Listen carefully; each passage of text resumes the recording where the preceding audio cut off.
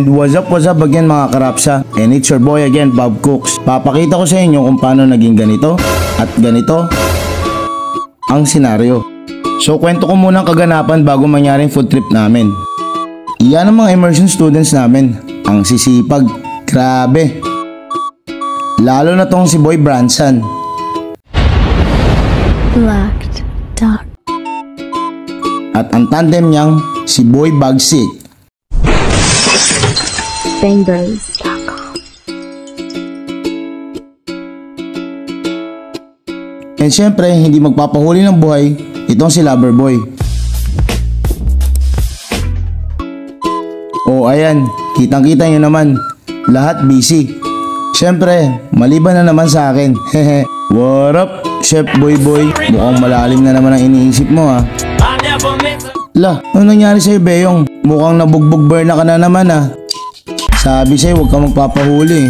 Yan tuloy, nadali ka na naman. Oh, kanina lang nasa labas ka. Ngayon nagmamap ka na. Iba ka talaga Kuya Branson. Since wala na naman akong ginagawa, ako na nag-decide na lulutuin namin. Nang magkasilbi naman tayo. Speaking of ulam, ano kayang ulam namin? Gusto ko yung pag kinain nila bigla sila mabubuhayan ng dugo. Alam ko na. Gawa na lang tayo ng fact bet. Aba. Mukhang busy si RJ Ano kayang ginagawa nito? O since nandiyan ka na lang din, kau na magkatar ng mga laygo natin. Very supportive naman ni Chef Dong. Mukhang tinuruan pa mag knife skills.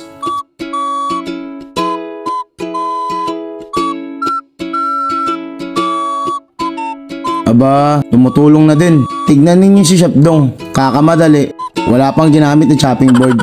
Ang sabi nga nila, what you eat is what you are. O diba, buhok pa lang. Alam nyo lang yan ang madalas siyang kinakain. Kaya laging aggressive Galing naman ni RJ. Focus na focus. Porket sinabing knife skills, pati pagtanggal ng buto ng ampalaya, knife pa din ang ginagamit. Ang galing mo talaga Kuya RJ. Ayoko na! Kung napansin nyo kanina si Loverboy, nagtatanggal ng balat and ulo ng ating mga shrimp. Alam niyo naman dito sa Spice, lahat walang tapon. Kahit pa ulo ng shrimp yan. Yeah, baby! So naisip ko gumawa ng shrimp stock. O diba? Stock pa lang mapapahigh blood na naman tayo. Pag kumukulo na, pwede na natin i-smash ang mga ulo para lumabas ang flavor. Pag ganyan ang kulay ng bubbles, tanggalin na ang ulo ng shrimp. Then add your kalabasa. Para naman kahit pa paano healthy. So palambutin lang natin. Pag malambot na, remove. Then ilagay sa blender. Then add a bit of shrimp stock para maging creamy. Pag alright na, ilagay na ang kalabasa puree sa pan.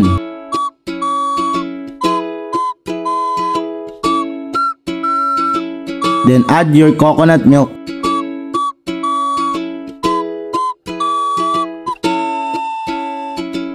Lagyan mo na rin ng onting patis. Pag kumukulo na parang ganyan, then that's it. Next. Oh, akala nyo tapos na tayo sa kalabasa no? Meron pa tayong gagawin dyan na malupit. I-marinate nyo lang ng paprika, garlic powder, crushed peppers, and a bit of oil. Then mix mo na yan. And sa mainit na griller, ilagay ang pumpkin. Para lang tayo nagluluto ng steak. O diba? Grill mark pa lang, panalo na. So pag ganyan na itsura, set aside. Then cut into cubes. Dito naman na tayo sa toppings. First, basic aromatics ang fakbet natin. Onion, tomato, and garlic. Next is our pre-boiled pork. Pag nag-subside na ang sabaw, add our homemade bagoong alamang. Isabay mo na din si sitaw, bitter melon, and syempre ang eggplant. And last but not the least is our grilled pumpkin. Oh, kitang-kita nyo naman si Branson, focus na focus sa ginagawa niya. Alright, mukhang pwede na tayo mag-assemble.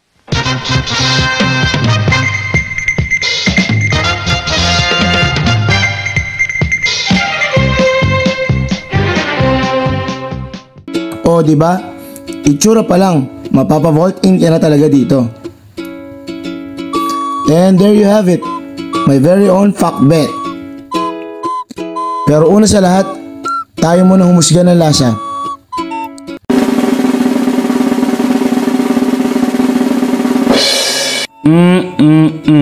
Rapsang rapsa.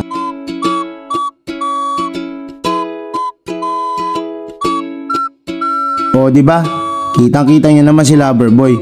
Napapasayaw pa sa sarap. Aba, nagtira ka pa, Branson. Di bale. Deserve niyo yan. Shoutout nga pala sa teacher nila. Sir, ang lalakas sila kumain. Pero sulit naman sa pinakita nilang gilas kanina.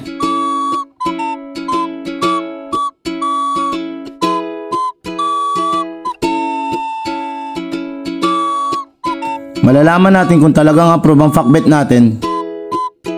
Siyempre, kila Chef Boy Boy. Oo nga pala, asa na yung mga yun? Ayun, huli. Asa hallway lang pala sila. Asan tong si Chef Dong? Ayun oh. Talagang simot sarap. O di ba? Kitang-kita niyo naman ang evidence, wala na. Ano na naman tong ginagawa ni Chef Boy Boy? Grabe ka talaga, Chef Boy Boy. Kakatapos lang natin kumain, gumagawa ka na kaagad ng merienda. Iba ka talaga, Chef Boy Boy. And that's it for this video. Pa-share na rin kung may time. And I thank you.